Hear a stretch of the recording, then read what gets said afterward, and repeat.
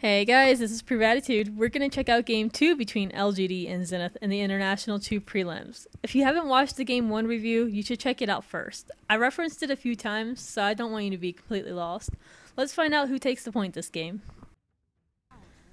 At least first blood happened a little sooner this time, but again, it was LGD that drew it first. With Queen of Pain dead, it was easy for LGD to take down the first tower with Plague Wars from Venomancer.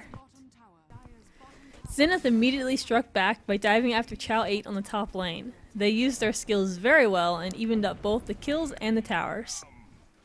Put down. Serrated wings of wisdom cut you down. Zenith gave LGD Morphling again this game, but they knew they'd have to control him better and keep him down. Sylar used Wave Form offensively, and his Replicate was on cooldown, so he had no way to escape this gank. As we saw players doing this a lot recently, Chow 8 was also using his Quillbeast to pull the Ancients. But when he headed over to throw some axes in their faces, he was confronted by the smoked up Zenith heroes, and those Ancients would have to wait. The LGD support heroes placed a very offensive ward in hopes of either picking off a hero or putting some damage on the tier 2 tower. Well, Hi just strolled in like a boss and almost made it out alive actually. She blinked into the trees for cover, but away from her allies that were TPing in to help. Siren stayed back and put Zenith to sleep with her lovely voice, and cued a slow but successful TP out. Zenith used smoke once again to sneak behind the towers and pick off Beastmaster, who was none the wiser. Leshrac fell behind the rest of his team though, and missed his split earth on the hero TPing in, which ultimately sealed his death.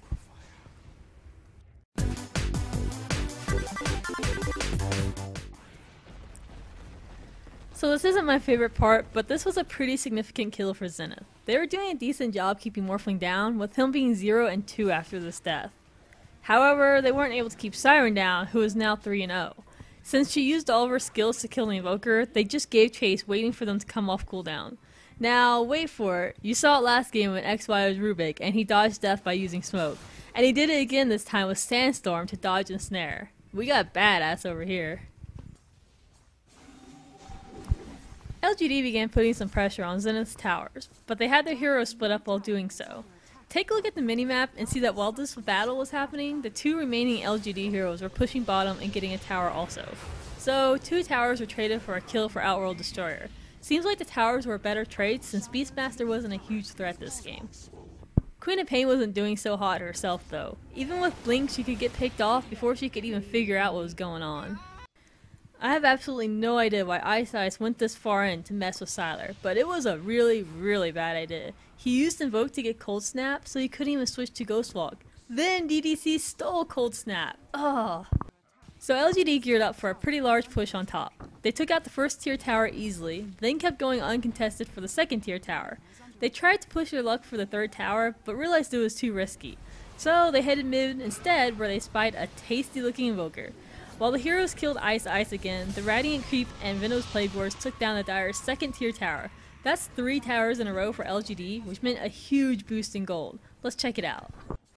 So yeah, LGD had a 10k gold advantage over Zenith. That's game changing. Even though the hero kills and deaths were pretty close, it was shadowed by other huge factors, like last hits by Siren and Morphling. OD was up there with them, but he was the only one. Also, Morphling had BKB, so Outworld Destroyer wasn't going to be able to do much damage to him. LGD lit one up and took a stroll through the woods, where they ran into Hi again. Queen of Pain, it's what's for dinner. LGD finally got that top tower by splitting their push up into 2 parties. One with just Siren and the other with the remaining LGD heroes. It forced Zenith to split their heroes up to defend their base. Ice got too close and LGD forced the fight since 2 heroes were messing with Siren on bottom.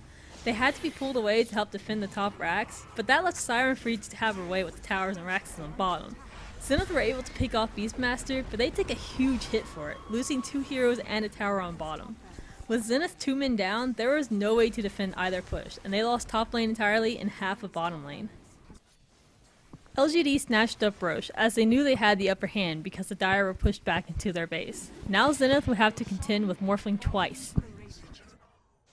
So what does an Aegis, 3 Raxes, and a monstrous gold advantage have in common?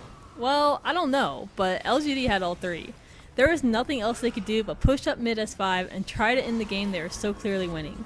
Despite everything in LGD's favor, this fight didn't end the game right then and there. Zenith strode in with everything they had and actually took out some of LGD's frontline contenders while successfully defending their Raxes. I don't even know what to say for this clip. So, there you have it.